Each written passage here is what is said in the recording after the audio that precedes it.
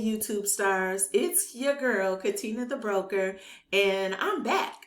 All right, so this video is going to be short, sweet, and straight to the point. It's about how to do a technical analysis for the futures market. So right now what you're seeing is my TradingView screen. Now let me tell you, this video was by request because I did have a whole channel all about trading. I'm not as active, but a couple people requested this. So as I was writing a blog, let me just show y'all this blog real quick. I wrote a whole blog, which you should check it out too. I'll put a link in the description below, but the blog is going to be way more detailed than this video. The video, I'm going to get straight to the point, but here we talk about understanding the future market and technical analysis. We talk about the principles, we talk about indicators, lots of good stuff. So be sure to read it. But let me get back to this technical analysis real quick. Now, what I do every day when I get to my computer is I go right here.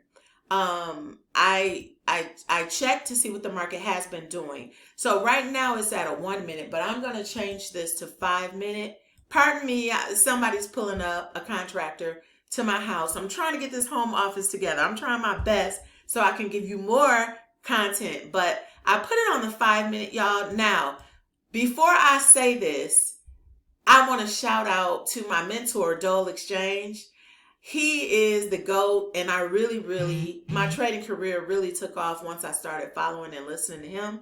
So, but what I want to show you is, I look at the market activity. I look at the lows overnight, the highs overnight, but I also look at where the biggest moves took place, right? So this right here is why I've never been a fan of working from home, because there's so many distractions.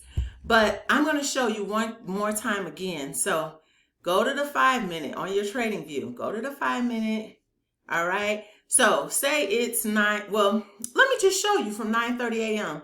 because I normally trade when the market opens. I usually trade from 9:35 till 11. I stop at 11 because I feel like that's when all the trickery really starts. So let me just show you. Say it's 9:30 in the morning, and this is our first 5 minute candle.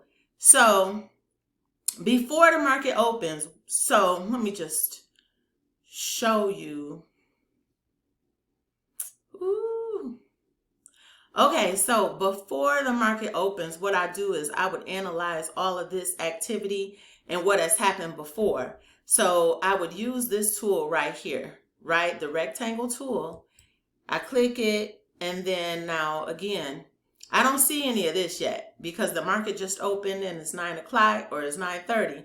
So what I would do is I would search for where the biggest move that made the market go up or down. So prior to this candle right here, the biggest move that made the market go down, because we're in a downtrend before 9:30, right?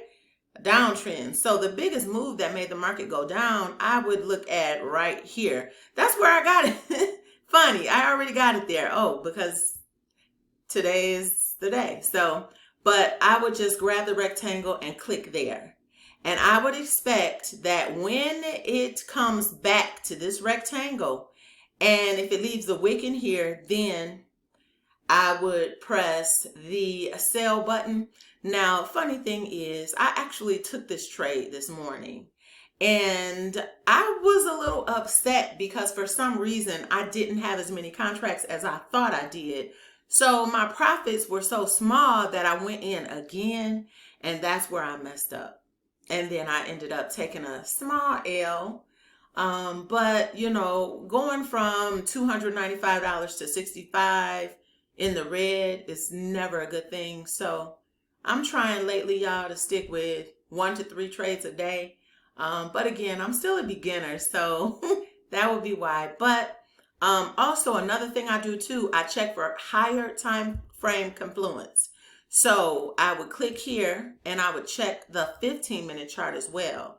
So when I checked the 15 minute chart this morning, it was higher time frame confluence. So I just make my, let me get rid of this. I just make my boxes for the 5 minute and the 15, but I like to just look and check to see where they are. Now, let's talk about trading, okay? For the most part, before we get to the next part, click on that like button, y'all. Click on that like button. All right. Drop a firebomb. Tell me something, because just shout out to me for giving it a try working from home and showing y'all this from home, because it's awkward for me right now. So, but okay. So check this out. What I do sometimes also in the morning is I want to check. Let me see here. All right, so another very important step when I'm doing my technical analysis is that I want to see where the breaks of structure happen the most. And so that's why you see these blue lines right here. So let's see here. It's easier sometimes to see the break of structure if you move to the line chart. So right here on TradingView, I'm going to click that line chart. So as you can see, I already got a blue line here and a blue line here. Now, just take a look at this. This is where you saw a lot of breaks of structure. Another place I should have had a blue line should have been like right here, right? Because you see this big old dip to the downside, this big dip to the downside. So I should have had a break of structure right here. This also look, and I'm telling you, always look left, because it does show you where the market is likely to go, right? So look, big break of structure, right? And again, shout out to my mentor Doyle, because I never knew any of this until I joined his community. So, but yeah, this is really how I trade now. And for the most part, I do trade on my own. I don't trade with the group as much because they're up earlier. They usually trade between 7 and 8. And so again, I'm just accustomed to trading between 9:30 and 11 because I started off with options. So that would be why. But again, the breaks of structure tells you a lot. So you see I got this break of structure line right here where it probably should have been closer to right here. But you get the point, right? So that is it. You know, if you got any questions about, let's talk about these indicators. Let's talk about these indicators real quick. So the main indicator I use, y'all, I use the VWAP. Now, if you want to add an indicator, you just simply go right here, you click indicator and type the name of the indicator you want. So these are the ones that I use and I got them as favorites, right? So, but I mainly use the VWAP, and I mainly use the 21 EMA or the 13 EMA. So if I click right here, you see it says EMA. You can name it, you could color it, whatever you want, but it really helps. And I'm going to tell you the reason it's really helpful. Let me change this back to candles. The reason the EMAs are really helpful is because a lot of times, y'all, these candles will go back to the EMA and then bounce the other way. So here's a good example right here. My white one is the EMA. It's the 21 EMA. So as you can see, the stocks were, it was very bullish. It was going up, up, up. And then when it started being bearish coming down, guess what? It bounced right at the 21 EMA. If we look right here at this example, we were in a bullish mood, right? But once we broke through that 21 EMA, that's when we really knew we were going to be bullish for that time frame, right? So again, a lot of times when there's a reversal about to happen, you will see it bounce to the EMA and then go down, or bounce to the EMA and then go up. So that's my technical analysis. If y'all want to read more about everything I'm saying, which I'm sure it'll be explained a lot better than how I'm stating it right now on the video, but check out my website, KatinaTheBroker.com. It's a blog called Technical Analysis for Futures Trading with an Edge. So I got lots of graphics in here. I talk about my experiences. I talk about the best prop firms to use if you want to do a technical analysis and then trade. I talk about the patterns, the chart patterns, and I'm going to tell you, I'm not that great on this. That's why I didn't mention it a minute ago.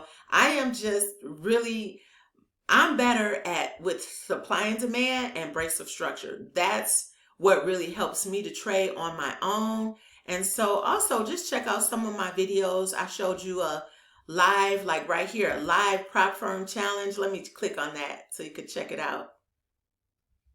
So yeah, I did this little live and I was showing this hack that I found out about too, so that you can pass your prop firm challenge in one day. So uh, that's it, y'all. It's Katina the Broker. Click like, and if it's your first time here, welcome to the channel. Don't forget to click on that subscribe button.